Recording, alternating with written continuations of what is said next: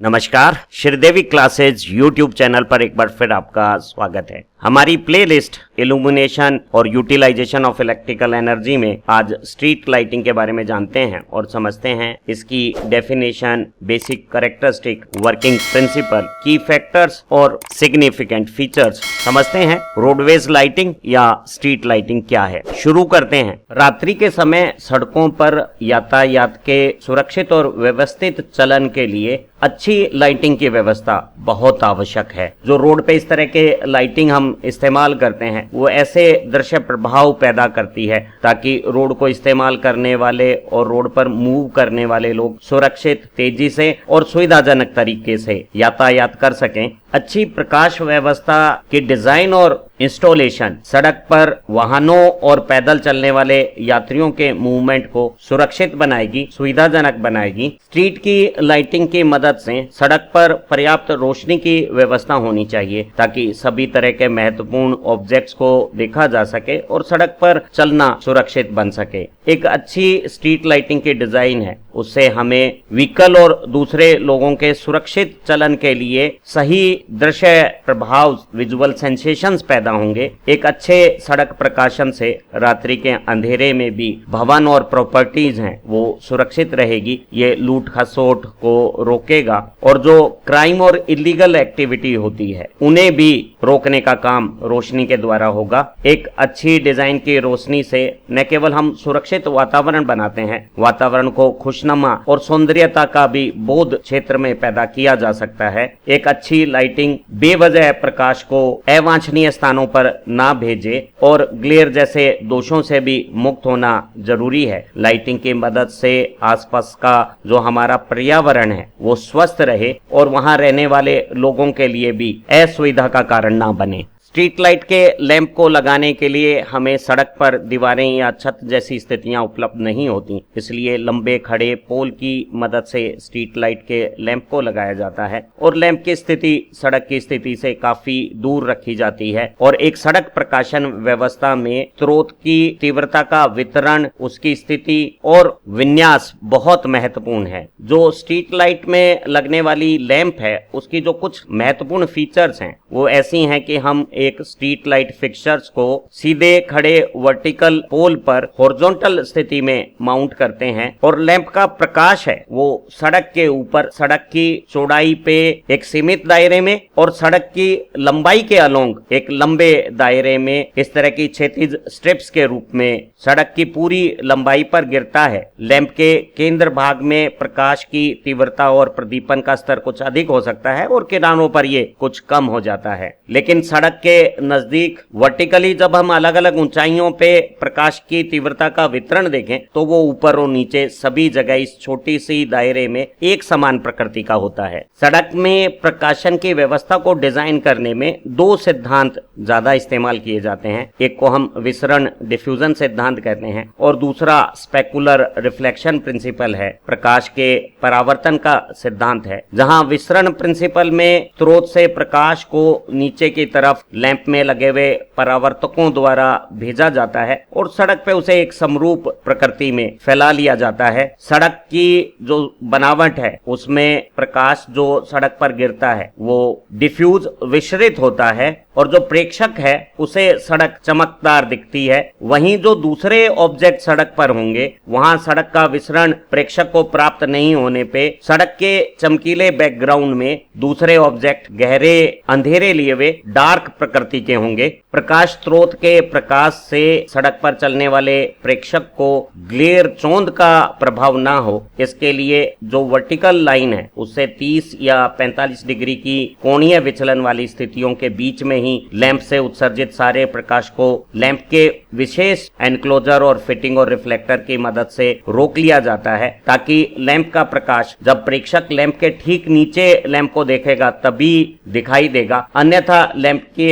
स्रोत की स्थितियां दूसरी स्थितियों में चौंध उत्पन्न नहीं कर पाएंगी। जब हम डिफ्यूजन सिद्धांत से सड़क पर प्रकाशन की व्यवस्था को डिजाइन करते हैं, सड़क पर प्रदीपन का स्तर ज्ञात करने के लिए किसी दी गई तीव्रता के प्रकाश स्रोत से प्रकाश किरणें और स्रोत की स्थितियों के बीच में क्या कोणीय विचलन है उसके अनुसार लैम्बर्ट का कोसाइन लो और स्रोत की सड़क से दूरी के इनवर्स स्क्वायर लो की मदद से हम सड़क पर प्रदीपन का स्तर कैलकुलेट कर सकते हैं। और जब सड़क पे एक से अधिक प्रकाश स्रोत प्रदीपन उत्पन्न करते हैं तो कुल प्रदीपन अलग अलग स्रोतों के प्रदीपन को योग करके जोड़ के सुपरपोजिशन प्रिंसिपल से ज्ञात किया जाता है। स्ट्रीट लाइटिंग का दूसरा सिद्धांत परावर्तन से बने हुए प्रतिबिंब वाला स्पेकुलर रिफ्लेक्शन प्रिंसिपल है। इस स्पेकुलर रिफ्लेक्शन परावर्तन से बनने वाले प्रतिबिंब सिद्धांत से जो वाहन चालक हैं वो किसी भी ऑब्जेक्ट को 30 मीटर से भी ज्यादा दूरी से देख सकते हैं। इस प्रकार की लाइटिंग व्यवस्था में प्रकाश स्रोत में रिफ्लेक्टर इस तरह से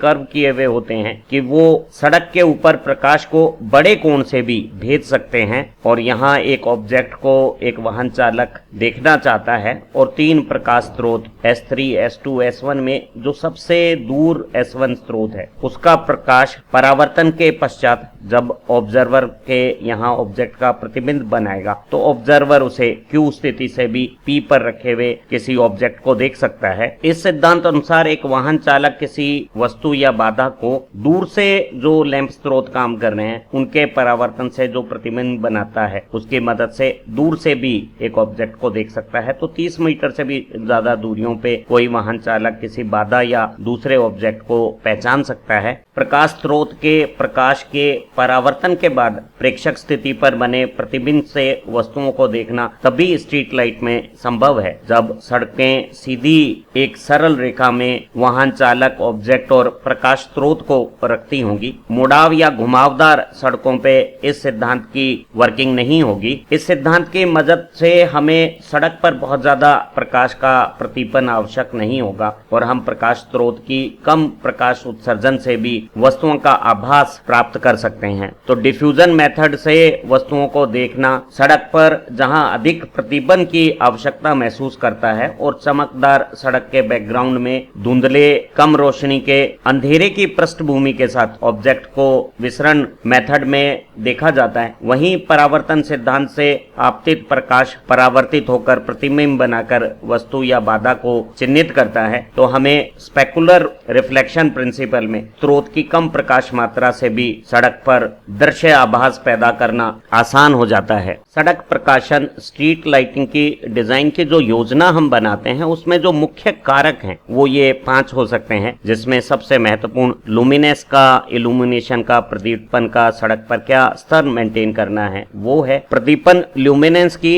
सड़क पे समरूपता, यूनिफॉर्मिटी भी महत्वपूर्ण है और सड़क के आर पार और सड़क की लंबाई के अनुदेश दोनों स्थितियों में प्रकाश का प्रदीपन सड़क पर समरूपता रखना चाहिए। हम किस सीमा में चौंध ग्लेयर को सीमित करके रख सकते हैं वो मापन भी सड़क की लाइटिंग डिजाइन स्कीम में महत्वपूर्ण है। जो हम प्रकाश स्रोत इस्तेमाल कर रहे हैं वो क्या तरंगदैर्ध्य या आवृत्ति का प्रकाश उत्सर्जित करता है और उसमें रंगों को प्रदर्शित करने की गुणवत्ता क्या है वो भी कुछ हद तक महत्वपूर्ण है। दृश्यता के द्वारा प्रभावी रूप से सड़क पर यातायात को निर्देशित करने का कार्य स्ट्रीट लाइटिंग कैसा कर सकती है, ये 5 कारक के बारे में थोड़ा डिटेल से जानते हैं। स्ट्रीट लाइट की डिजाइन में सबसे महत्वपूर्ण लुमिनेंस, इल्यूमिनेशन का लेवल, सड़क पर प्रदीपन का स्तर है। सड़क पर प्रदीपन का स्तर ये तय करेगा कि सड़क पर कोई दूसरी वस्तु या बाधा किसी प्रेक्षक के द्वारा सड़क की इस पृष्ठभूमि के साथ विभेदन करने की जो संवेदनशीलता है वो कितनी बनेगी। सड़क पर यातायात और परिवहन के दौरान किसी भी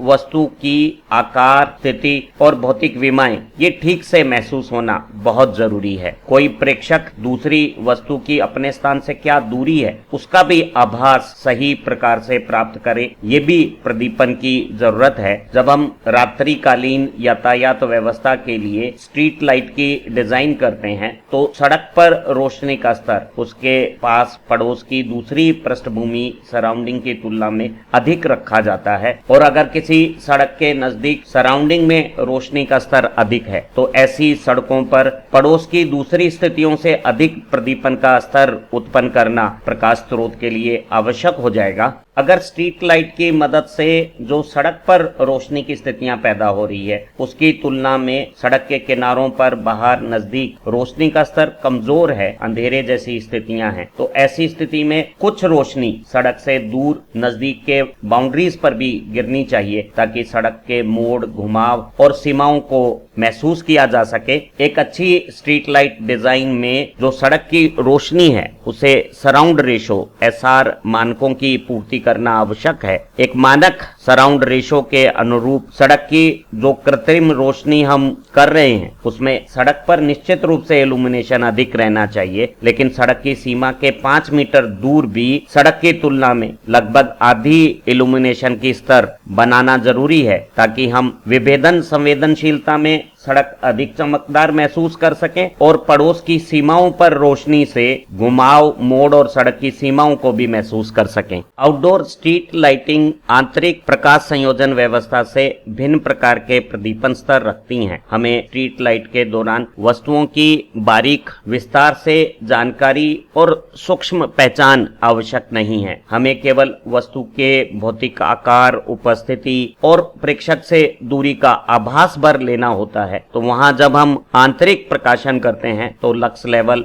अलग अलग परिस्थितियों में 50 ल्यूमन पर मीटर स्क्वायर से 400 ल्यूमन पर मीटर स्क्वायर तक रखते हैं। वहीं आउटडोर इल्यूमिनेशन स्तर कम होते हैं और वो अलग अलग उपयोगिता के अनुसार अलग अलग मानक रखते हैं। जो क्लास A इंस्टॉलेशंस हैं जिसमें महत्वपूर्ण शॉपिंग सेंटर्स हो सकते हैं, रोड की जंक्शंस जैसी पोजीशंस हो सकती हैं, वहां हम सापेक्षता अधिक इल्यूमिनेशन प्रदीपन का स्तर रखते हैं और ये प्रदीपन स्तर 30 लक्स 30 ल्यूमन पर मीटर स्क्वायर जैसा हो सकता है। वहीं एक सब अर्बन स्ट्रीट में जहां ज्यादा आवागमन नहीं है, कम प्रदीपन स्तर की प्रकाश व्यवस्था भी कर सकते हैं और वहां प्रदीपन का स्तर केवल 4 लक्स 4 ल्यूमन पर मीटर स्क्वायर भी पर्याप्त है। एक अच्छी तरह से प्रकाशित सड़क पर प्रदीपन का स्तर जैसा यहाँ चित्र में प्रदर्शित है वो 8 से 15 लक्स तक हो सकता है, जिसमें हम वस्तुओं की भौतिक आकृति, पहचान और उपस्थिति और दूरी ठीक से महसूस कर सकते हैं। वहीं जो बेहतरीन इल्यूमिनेशन के लेवल हमें भारी यातायात और तेज गति वाली सड़कों पे चाहिए, वहां इल्यूमिनेशन का प्रदीपन का स्तर 20 लक्स जैसा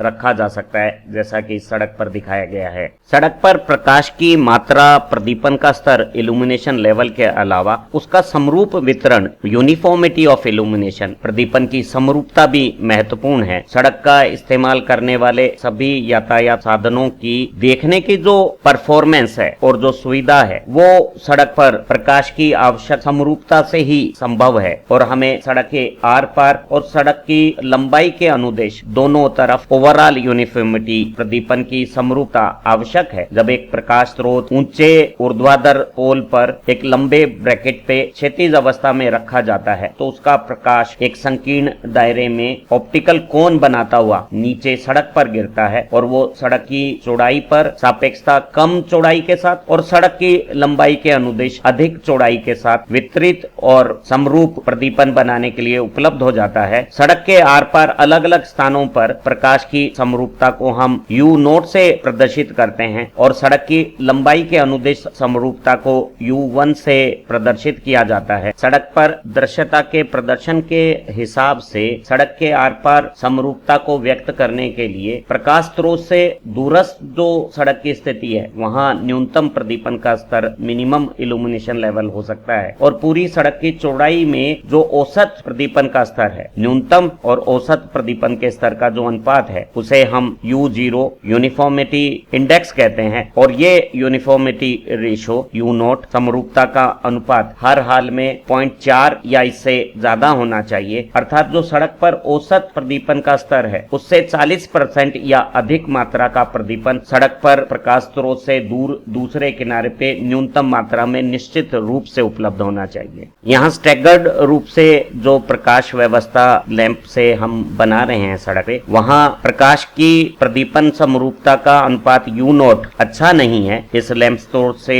दूरस्थ जो सड़क की स्थितियां हैं वहाँ प्रदीपन का स्तर कम है। इसी तरह से ये जो दूसरा लैंप दूसरी तरफ लगाया गया है उससे दूर ये जो सड़क का किनारा है वहां प्रदीपन का स्तर कम हो गया है। तो ये जो प्रदीपन के न्यूनतम मात्रा और औसत मात्रा में अनुपात 0.4 से कम होना poor uniformity ratio you note को इंगित कर रहा है। वहीं इस सड़क पे जहां सेंटर लाइन पे हमने दो तरफा प्रकाश स्रोत से प्रदीपन किया है, वहां पूरी सड़क पे दूर किनारे पे न्यूनतम मात्रा और सड़क पे जो औसत मात्रा है उसमें अंतर अधिक नहीं है और एक अच्छी यूनिफॉर्मिटी रेशो यू नोट यहाँ साफ सड़क पे प्रदीपन में दिख रहा है। सड़क पर परिवहन के दौरान देखने की सुविधा के लिए सड़क पे आर पार अक्रॉस रोड तो प्रदीपन की समरूपता होनी ही चाहिए। सड़क की लंबाई के अनुदिश भी प्रदीपन में समरूपता जरूरी है और हम सड़क में लंबाई के अनुदिश समरूपता को लॉन्गिट्यूडनल यूनिफॉर्मिटी रेशो U1 से प्रदर्शित करते हैं और ये प्रदीपन के दौरान जो न्यूनतम इल्यूमिनेशन लेवल बन रहा है और अधिकतम इल्यूमिनेशन लेवल बन रहा है उसका अनुपात लंबाई के अनुदिश सड़क पर लॉन्गिट्यूडनल यूनिफॉर्मिटी रेशो सड़क के अनुदैर्ध्य समरूपता का अनुपात कहलाता है और इस U1 अनुपात का मान 0.6 या इससे ज्यादा होना चाहिए। अर्थात सड़क पर जो अधिकतम प्रदीपन का स्तर लंबाई में सेंटर लाइन पर बन रहा है उसे न्यूनतम प्रदीपन का स्तर 60% से कम नहीं होना चाहिए ताकि सड़क पर स्ट्रीट लाइटिंग की मदद से देखने की प्रक्रिया सुविधाजनक और प्रभावी बन जावे। स्ट्रीट लाइट में सड़क की चौड़ाई के अनुदिश आर पार जो प्रदीपन में समरूपता है उसे रेशो यू नोट से प्रदर्शित करते हैं और जो सड़क में लंबाई के अनुदिश इस सेंटर लाइन पे प्रदीपन की समरूपता है उसे अनुपात U1 से प्रदर्शित करते हैं। और यहाँ इस प्रदीपन में सड़क की चौड़ाई के अनुदिश आर पार प्रदीपन में समरूपता नहीं है। प्रकाश स्रोत जिस किनारों पर लगे हुए हैं उससे दूर ये जो सड़क का दूसरा किनारा है यहाँ प्रदीपन की जो स्तर है वो सड़क पर औसत स्तर के 40% से भी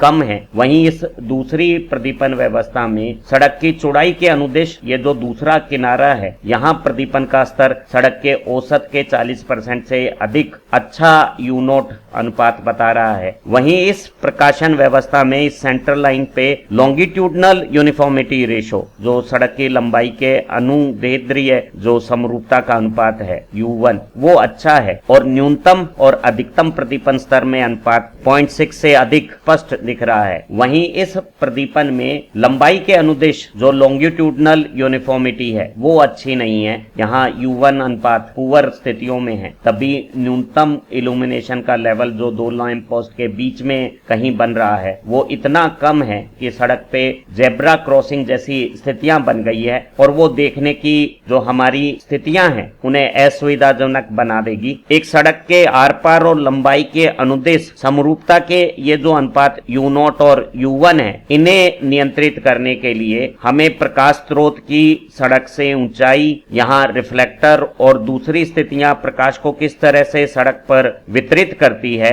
दो प्रकाश स्रोत के बीच में क्षैतिज विस्थापन स्पेसिंग क्या है, प्रकाश स्रोत का टोटल ल्यूमन आउटपुट और इंटेंसिटी डिस्ट्रीब्यूशन किस प्रकार का है, वो सब बातें मिलकर सड़क पर आर पार और लंबाई के अनुदिश प्रदीपन की समरूपता बनाने में मददगारी हो सकती हैं। इन सभी को डिजाइन में ऑप्टिमम तरीके से सेलेक्ट करके हम यूनिफॉर्मिटी रेशो U0 और U1 को बेहतर बनाकर हमारी दृश्य प्रदर्शन को सुविधाजनक बना सकते हैं। सड़क परिवहन के दौरान स्ट्रीट लाइट से जो ग्लेयर उत्पन्न होती है उसे लिमिट में रखना, चौंध को सीमित रखना बहुत महत्वपूर्ण है। अगर किसी प्रकाश स्रोत की रोशनी प्रेक्षक की आंखों में वस्तु के परावर्तित प्रकाश के साथ प्रदान होगी तो चौंध के कारण अगर ये प्रदीपन अधिक मात्रा का हुआ, इसमें प्रकाश तीव्रता अधिक होगी तो वस्तु को देखने में बाधा उत्पन्न होगी और देखना असुविधाजनक हो जाएगा। तो ग्लेयर दोनों तरह की हो सकती है, वो असुविधाजनक डिस्कम्फर्ट ग्लेयर भी हो सकती है और देखना अयोग्य बनाने वाली, देखने की स्थिति को खत्म करने वाली डिसेबिलिटी प्रकार की भी हो सकती है। सभी प्रकार की चौंध या ग्लेयर से देखने की हमारी जो क्षमता है वो प्रभावित होती है और इससे न केवल देखने वाले को असुविधा होती है, सड़क यातायात के दौरान सुरक्षा भी प्रभावित होती है। आमतौर पे सड़क परिवहन में जो देखने को रोकने वाली डिसेबिलिटी ग्लेयर है, अयोग्यता बनाने वाली जो चौंध है, वो बहुत मजबूत कारक नहीं नहीं होती हैं, बल्कि आमतौर पे अगर हमने प्रकाश संयोजन व्यवस्था को बढ़िया नहीं बनाया है, उसमें कोई दोष है, तो हमारी जो डिस्कम्फर्ट ग्लेयर है, चौंध के कारण देखने की स्थितियों में असुविधा आना है, वो एक आम प्रचलन की स्थिति हो सकती है। लेकिन ध्यान रहे, एक प्रकाश संयोजन व्यवस्था में चौंध को हर हाल में, ग्लेयर को हर हाल में रोकना जरूरी है, उसे खत्म करना जरूरी है। हम सड़क यातायात के दौरान जो देखने में चौंध या ग्लेयर उत्पन्न होती है, उसे थ्रेशोल्ड इंक्रीमेंट के रूप में समझते हैं, और थ्रेशोल्ड इंक्रीमेंट वो प्रतिशत में विभेदन वृद्धि है जो हमें आवश्यक होगी किसी वस्तु को सड़क के चमकदार बैकग्राउंड में देखने के लिए हमें चाहिए। अगर ये ग्लेयर नहीं होती और वस्तु को हम जिस विभेदन क्षमता से देख पाते, उसकी बजाय ग्लेयर के साथ वस्तु को विभेदन करने के लिए हमें क्या कॉन्ट्रास्ट एक्स्ट्रा सड़क और वस्तु में चाहिए, वो जो एक्स्ट्रा इंक्रीमेंट कॉन्ट्रास्ट में होता है वो थ्रेशोल्ड इंक्रीमेंट कहलाता है। और एक अच्छी ग्लेयर लिमिटेशन के लिए थ्रेशोल्ड इंक्रीमेंट 15% से कम होना चाहिए, अर्थात एक वस्तु को बिना ग्लेयर के साथ सड़क के चमकदार बैकग्राउंड से हम जिस प्रकार विभेदित कर रहे हैं, उससे ग्लेयर के साथ वस्तु को विभेदित करने में विभेदन क्षमता में 15% से ज्यादा इंक्रीज करने की जरूरत नहीं होनी चाहिए। अगर हम सड़क पे प्रकाशन सोडियम वेपर लैंप से करते हैं तो वो एक अभिलाक्षणिक पीला प्रकाश उत्पन्न करता है, जिसमें दृश्य आभास ज्यादा बेहतर, विजुअल सेंसिटिविटी पीले प्रकाश के अधिक होने से अधिक होगा। साथ ही साथ पीले प्रकाश में डिस्कम्फर्ट ग्लेयर भी कम होगा, और अगर चौंध प्रकाश के कारण उत्पन्न भी हो गई है तो वो कम समय में भी सामान्य स्थितियां बनाकर वापस दृश्यता को बेहतरीन बना देती है। तो ग्लेयर की समस्याएं भी सोडियम के प्रकाश में कम है। आधुनिक जो एलईडी लाइन हैं, उनके फिक्सचर्स, रिफ्लेक्टर और डिफ्यूजर्स इस तरह से डिजाइन किए गए हैं कि उनमें भी ग्लेयर को सीमित किया हुआ है। तो सड़क पे इस तरह के डिस्कम्फर्ट ग्लेयर के कारण थ्रेशोल्ड इंडेक्स की मात्रा है वो हर हाल में 15% से कम रहती है। स्ट्रीट लाइटिंग में प्रकाश स्रोत की जो उत्सर्जित प्रकाश की तरंगदैर्ध्य है या आवृत्ति है, उसका जो स्पेक्ट्रा डिस्ट्रीब्यूशन है और प्रकाश के द्वारा जो हमें देखने में निर्देशन प्राप्त होता है, वो भी स्ट्रीट लाइट डिजाइन में महत्वपूर्ण है। जो प्रकाश के वेवलेंथ और आवृत्तियां हैं वो निर्धारित करेंगी कि हम वस्तुओं में रंग का उभार किस तरह से प्राप्त कर पाएंगे। जो ऑब्जेक्ट्स हैं उनमें कलर रेंडरिंग स्रोत के उत्सर्जित प्रकाश की तरंगदैर्ध्यों पर निर्भर करेगी, उसके स्पेक्ट्रल कंपोजिशन पर निर्भर करेंगी, क्योंकि हम स्ट्रीट में लाइटिंग के दौरान वस्तुओं में बारीक जानकारियां, रंग और दूसरे आभास हमारे लिए महत्वपूर्ण नहीं होते हैं। हमें वस्तु की आकृति, आकार और दूरी का आभास मात्र चाहिए। इसलिए हम सोडियम वेपर लैंप का जो कैरेक्टरिस्टिक पीला प्रकाश उत्सर्जित करता है उसका इस्तेमाल करते हैं, जिसमें विजुअल सेंसिटिविटी अच्छी है। लेकिन इस तरह के पीले प्रकाश में कलर रेंडरिंग इंडेक्स अच्छा नहीं है, इसीलिए चौराहे, रोड क्रॉसिंग और इम्पोर्टेंट पोजीशंस पर क्रॉसिंग में जहां हमने स्ट्रीट लाइट पे सोडियम लैंप लगाया है, मरकरी के वेपर लैंप या एलईडी लाइट्स का इस्तेमाल करते हैं, क्योंकि इनकी कलर रेंडरिंग प्रॉपर्टीज अच्छी हैं। एक लाइटिंग स्कीम इस तरह से डिजाइन की जाती है कि वो वाहन चालक को किसी सड़क में मोड़, घुमाव के बारे में दृश्यता द्वारा निर्देशन कर सकती है, और सड़क के कर्वेचर का लैंप स्रोत की रोशनी में जो बदलाव आ रहा है उससे जब जानकारी प्राप्त होगी तो वाहन चालक को सड़क पर चलना सुविधाजनक और सुरक्षित बन जाएगा। अक्सर हम सड़क पर जो चौराहे और क्रॉसिंग्स होती हैं उन पे विभेदन करने के लिए अलग तरह के रंगों का इस्तेमाल करते हैं। जैसे किसी सड़क का जो एंड है या कोई दूसरी लेन के साथ क्रॉसिंग है, उसे प्रदर्शित करने के लिए मुख्य सड़क पर जहां सोडियम लाइट का प्रकाश है, वहीं ऐसी चौराहे, क्रॉसिंग्स या इंपॉर्टेंट पोजीशंस पर हम मरकरी वेपर लैंप्स का इस्तेमाल करते हैं, ताकि किसी वाहन चालक को सड़क की इन विशेष स्थितियों की जानकारी आभास हो जाए। हमने जाना कि सड़क पे यातायात की मात्रा, सड़क की चौड़ाई, यातायात की गति ये तय करती हैं कि हमारे प्रकाश स्रोत को सड़क से किस ऊंचाई पे हमें पोल पे रखना है। और सामान्यतः एक प्रकाश स्रोत ऊंचे ऊर्ध्वाधर पोल पे जब क्षैतिज क्रॉसआर्म्स पर लगाया जाता है तो उसका ऊर्ध्वाधर प्रकाश एक कोन बनाता हुआ जो सड़क पे पूरी चौड़ाई पे कम दूरी के साथ और सड़क में लंबाई के अनुदेश काफी अधिक चौड़ाई चौड़ाई पे लगभग समरूप प्रकाश का वितरण कर देता है। सामान्यतः इस इलिप्टिकल कोन की ये जो छोटी डायामीटर है वो लैंप स्रोत की हाइट या पोल की हाइट के संगत होती है, वहीं ये जो बड़ी डायामीटर है वो दो पोल के बीच में दूरियों के संगत पोल की हाइट से 2.5 से 4 गुना हो जाती है, ताकि हमें पूरी सड़क पे समरूप प्रकाश का प्रदीपन स्तर प्राप्त हो जाए और U0 और U1 दोनों स्वीकार्य स्तर पे आ जाएं। तो हम पोल की हाइट को अच्छा लेते हैं और दो पोल के बीच में जो दूरी स्पेसिंग है वो पोल हाइट से 2.5 से 4 गुना रखते हैं। उम्मीद है स्ट्रीट लाइट की इस पहली लर्निंग वीडियो से स्ट्रीट लाइट की बेसिक कैरेक्टरिस्टिक, इल्यूमिनेशंस, सड़क पर वस्तुओं को देखने के जो हमारे बेसिक प्रिंसिपल हैं, डिफ्यूजन और स्पेकुलर रिफ्लेक्शन, उनके बारे में और डिजाइन के जो सभी इंपॉर्टेंट फैक्टर्स हैं उनके बारे में आपकी समझ बेहतर बनी होगी। आप समझ पाए होंगे कि सड़क पे हमें इल्यूमिनेशन, प्रदीपन का क्या स्तर चाहिए, प्रदीपन की यूनिफॉर्मिटी, सड़क की चौड़ाई और लंबाई में किस तरह से परिभाषित की जाती है, ग्लेयर को हम कैसे सीमित करते हैं और देखने के आभास को बेहतर बनाने में लाइट की क्या महत्ता है। इसी प्लेलिस्ट की स्ट्रीट लाइटिंग पे जो अन्य वीडियो हैं उनसे आपकी समझ और बेहतर बनेगी। इन्हीं उम्मीदों के साथ फिर मिलते हैं एक नई लर्निंग वीडियो के साथ। Thank you very much.